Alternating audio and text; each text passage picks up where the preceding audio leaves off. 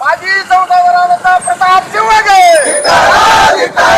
ದಲಿತ ಸಚಿವರ ಬಗ್ಗೆ ಅವಹೇಳನಕಾರಿ ಮಾತನಾಡಿದ ಪ್ರತಾಪ್ ಸಿಂಹ ಅವರಿಗೆ ಬೇಕೇ ಬೇಕು.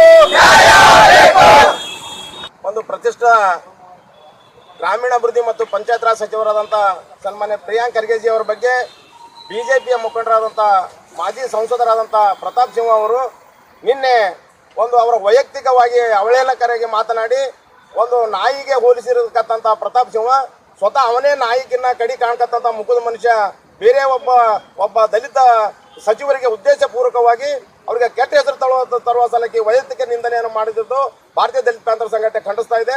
ಮತ್ತು ಪ್ರತಾಪ್ ಸಿಂಹ ಅವರು ಹಿಡ್ಕೊಂಡು ಬಿಜೆಪಿ ಅವರು ಪ್ರಿಯಾಂಕ್ ಖರ್ಗೆ ಅವ್ರ ಬಗ್ಗೆ ಮಾತನಾಡುವ ಅರ್ಹತೆ ಯಾರಿಗೂ ಇಲ್ಲ. ಯಾಕಂದ್ರೆ ಅವರು ಕಳಂಕರಹಿತ ಸಚಿವರಾಗಿರ್ತಕ್ಕ ಅವರ ವಿರುದ್ಧ ಮಾತನಾಡಕ್ಕಂತ ಯಾವುದೇ ಪುರಾವೆಗಳಿಲ್ಲದ ಕಾರಣ ಬಿಜೆಪಿ ಅವರು RSSಗೆ ಏನು ಪ್ರಶ್ನೆ ಕೇಳಿದ್ರೆ ಪ್ರಿಯಾಂಕ್ ಖರ್ಗೆ ಅವರು ನೋಂದಣಿ ಇರಲಾರ್ದಂಥ ಸಂಘಟನೆ ಈ ದೇಶ ವಿದೇಶದಿಂದ ಹಣ ಹ್ಯಾಂಗ ಬರ್ತಾ ಇದೆ ಇವ್ರ ಬಗ್ಗೆ ಲೆಕ್ಕ ಕೊಡ್ಬೇಕಲ್ಲ ಅಂತ ಒಂದು RSS ಅವರಿಗೆ ಪ್ರಶ್ನೆ ಹಾಕಿದಾಗ ಅದನ್ನು RSS ಅವರು ಉತ್ತರ ಕೊಡೋದು ಬಿಟ್ಟು ಬಿಜೆಪಿ ಮುಖಂಡರು ತಮ್ಮ ಸ್ವಪ್ರತಿಷ್ಠೆಗಾಗಿ ಅವ್ರು ಕೇಳಿದ ಪ್ರಶ್ನೆಗೆ ಉತ್ತರ ಕೊಡ್ಲಾರ್ದೆ ಕೇವಲ ಅವ್ರ ವೈಯಕ್ತಿಕ ನಿಂದನೆ ಮತ್ತು ಅವ್ರ ಕುಟುಂಬದ ನಿಂದನೆ ಮಾಡಿ ಸಮಾಜದಲ್ಲಿ ಒಂದು ಅಶಾಂತಿ ವಾತಾವರಣ ನಿರ್ಮಾಣ ಮಾಡಕತ್ತಂತ ಪ್ರತಾಪ್ ಸಿಂಹ ಮತ್ತು ಬಿಜೆಪಿ ಮುಖಂಡರು ಮಾಡ್ತಾ ಇದ್ದಾರೆ. ಈಗಾಗಲೇ ನಮ್ಮ ಸರ್ಕಾರ ಮತ್ತು ಕಲಬುರಗಿಯಲ್ಲಿ ಇರ್ತಕ್ಕಂಥ ನಮ್ಮ ಪೊಲೀಸ್ ಆಯುಕ್ತರು ಪ್ರತಾಪ್ ಸಿಂಹನ ಬಗ್ಗೆ ಕೂಡಲೇ ಪ್ರಕರಣ ದಾಖಲಿಸಬೇಕಂತೇಳಿ ನಾವು ಈಗಾಗಲೇ ಮನವಿಯನ್ನು ಸಲ್ಲಿಸ್ತಾ ಇದ್ದೆವು. ಕೂಡಲೇ ಅವನ ಮೇಲೆ ಪ್ರಕರಣ ದಾಖಲಿಸಿ ಕೂಡಲೇ ಬಂಧಿಸಬೇಕು.